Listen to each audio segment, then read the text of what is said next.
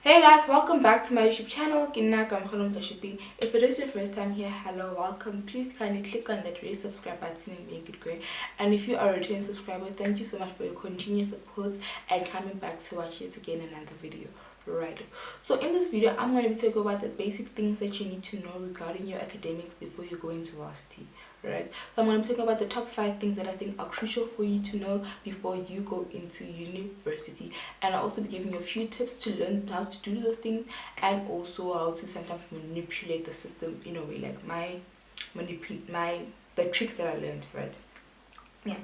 So the first thing that I think you need to know before going to varsity is that you need to learn how to type.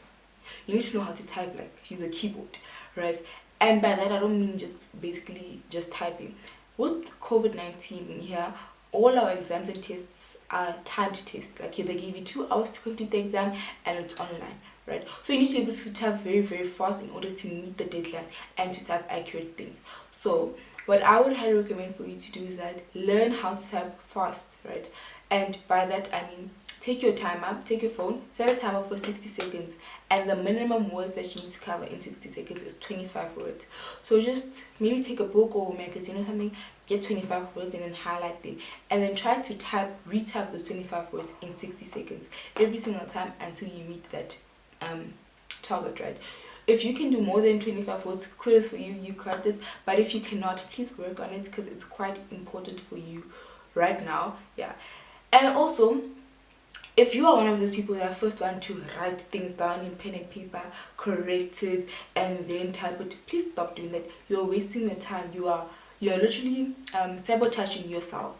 You need to be able to type as quickly as you can and as efficient as you can. So you need to not write down in pen and paper and then transfer it to your PC. You need to immediately, when you get that assignment, do it on your PC. You can still correct it on your PC. Even though the PC is better because they show you if you have spelling errors, they show you if you are grammatically wrong in a way. They show you, the PC shows you such things. Microsoft Word shows you such things. So yeah, so I would highly recommend stop doing this thing of writing in pen and paper. There's no time for that. We're also going to a more digital era where I feel like pen and paper will be very redundant at some point. So you need to learn how to just type, how to use your keyboard quite fastly, and how to now fix your work on your PC rather than typing it down and fixing your grammar and everything on your book, right? Yeah, that's the first thing that you need to know, is learn how to type fast, right? Secondly is that you need to be able to use all your Microsoft applications when you enter varsity, right? The top 3 that I feel like you need to learn to use at the best of your strengths. Yeah, you need to learn how to use Microsoft Word.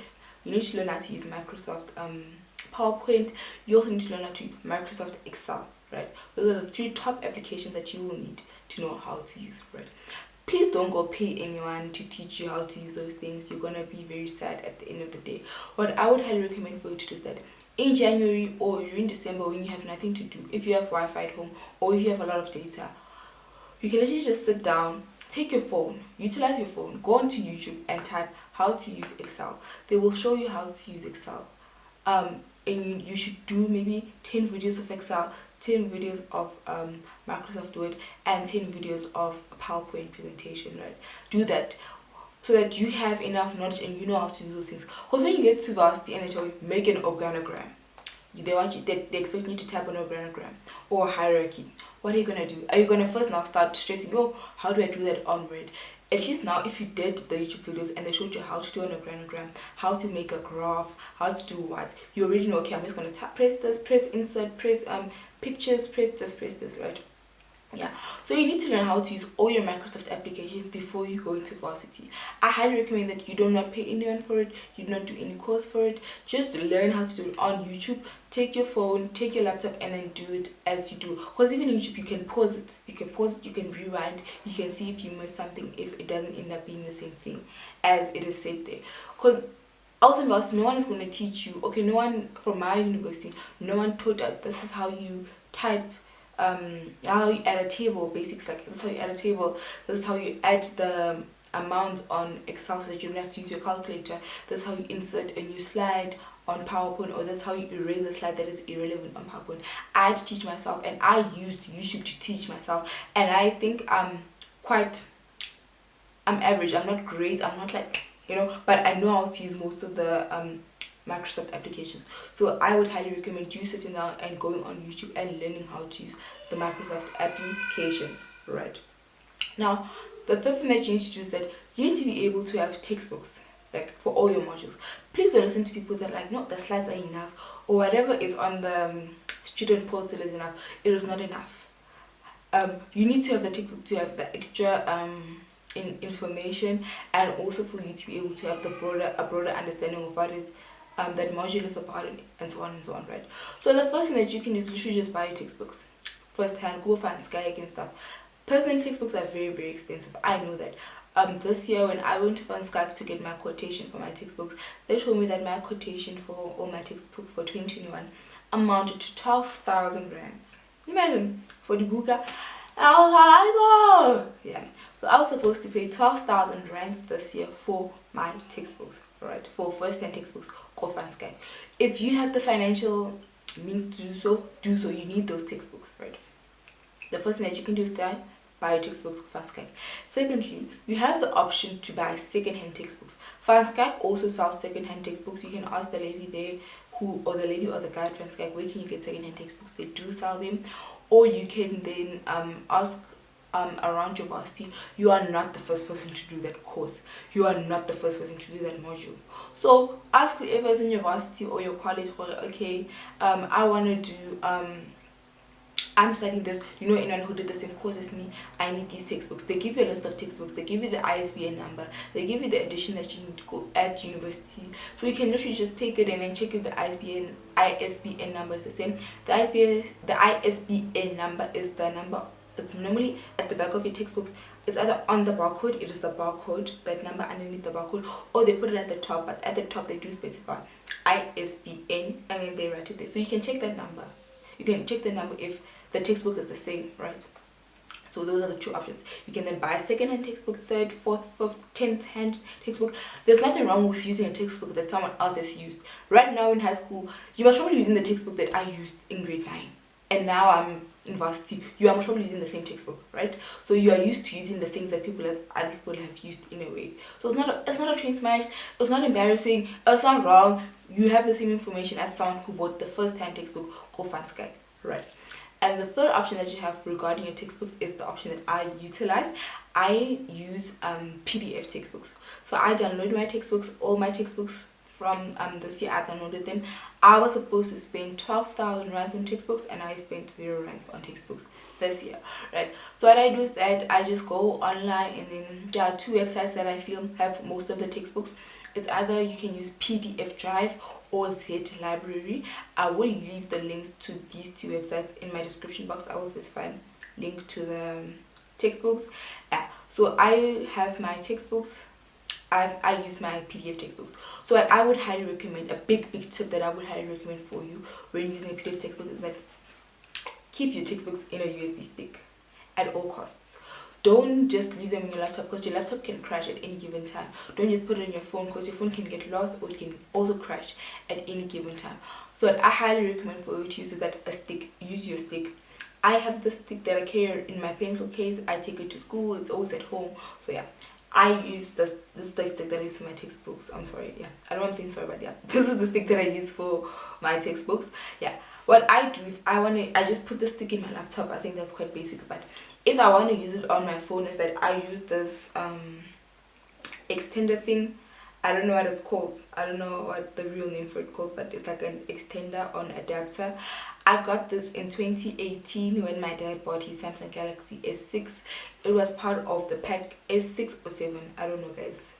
I don't know, but the 6 or the 7, it came with this USB thingy. So what you do is that you take this thing and then you just connect it to the stick like that, and then you take the things together, and then I use an Android, and then you put it in your phone, right, like that. So right now I basically have the textbook in my phone, right, and you can always remove it, right? So you can buy this, go my friend, you can buy it, go Samsung, you can buy it at Huawei. If you are an iOS user, I know iOS also has something like this, go my friend there at iStore and so on. But there's a cool thing that was developed, I think it was last year or 2 years ago. They make now USB cables, USB sticks that come with this adapter already on the stick. So you won't have to buy an extender. The stick itself, you can just, it's literally like this. It has this thing also here. You can literally, I don't want to show you guys what's written on my stick. You can literally just take the cable, and the side is you put it in your stick, and then the side you put it in your laptop. It's very cute, it's very nice.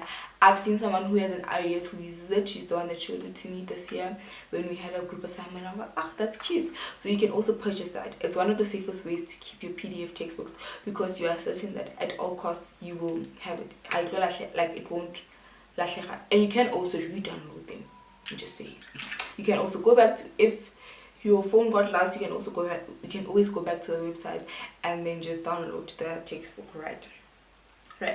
So the fourth thing that you need to know before going to university is you need to be able to what's this? Yeah, there's some, I'm sorry, yeah, the fourth thing that you need to know before going to varsity is that there is something called Turn It In. It is, I don't know, it's very stressful for all of us varsity students. So Turn It In is basically a platform that most universities use where they get to check your plagiarism, right? So plagiarism, if you don't understand what plagiarism is them basically checking how much you copied, right? So copying is not basically if I'm in a class with you and then you copy me. No, copying is basically if you took words from Google and you put it in your assignment word for word, that is you copying the author. You didn't write it in your own words. So with Turn It In, you need to write everything in your own words, right? So yeah, you don't have to be able to write in your own words or change the way it was put, right? What I would recommend for you to do is that first get to understand what the author is trying to say and then type it in your own words.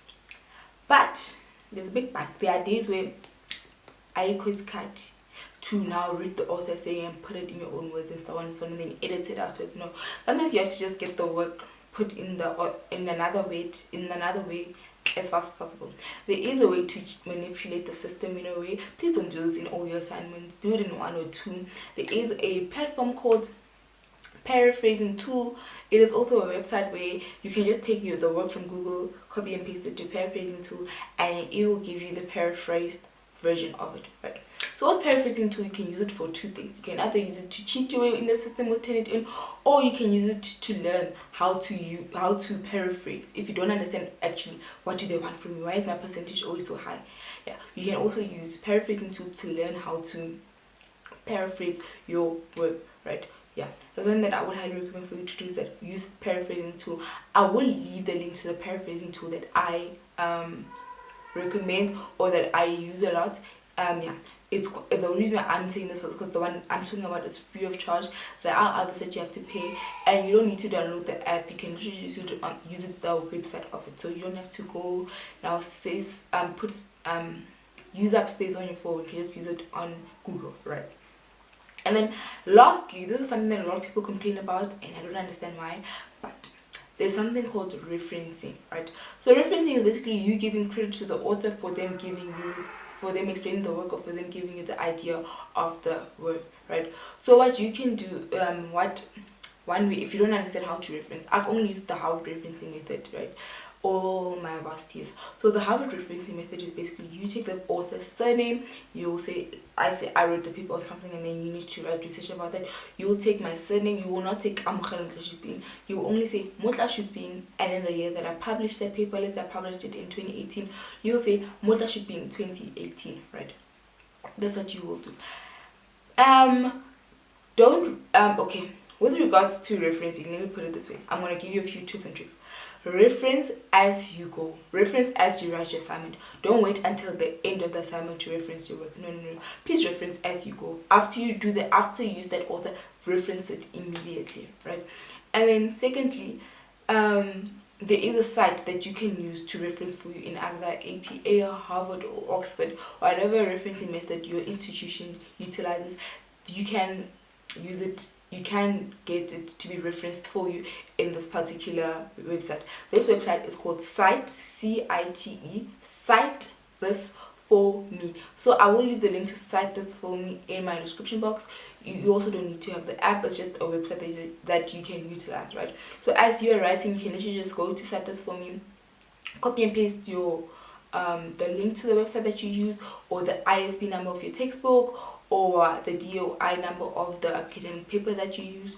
You can literally just do that, and then it will reference everything for you. You also need to have your bibliography in alphabetical order when you reference. So Cite This For Me also does that for you, so you can just copy and paste your bibliography in alphabetical order, right? So yeah, I hope you guys did enjoy this video and you did learn something from it. In my description box, please check it out. I will specify I will put up a link for a video where it teaches you how to type using all your fingers rather than typing like this, where you can just type like this. I will leave that video in my description box.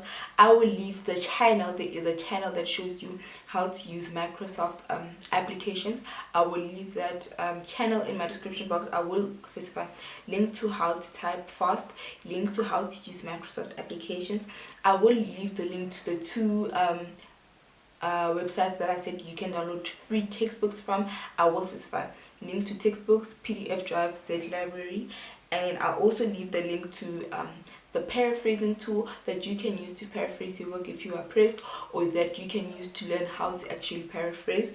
And lastly, I will leave the link to the website where it references the work for you. I will specify link to referencing. Yeah, I'll write something like that. You'll see what I mean in my description box. I really hope you guys enjoyed this video and you did learn from it. Please kindly give this video a big thumbs up. Also, if you know of any other applications or websites that we can use to manipulate or to learn how to do the 5 things that I mentioned about, please leave it in the description box. Also, please share this video with people who are in university who also don't know this, or people who are about to enter varsity or college that do need to have these skills. Yeah, thank you so much for watching this video. See you all next week Thursday at 12 o'clock again. Bye.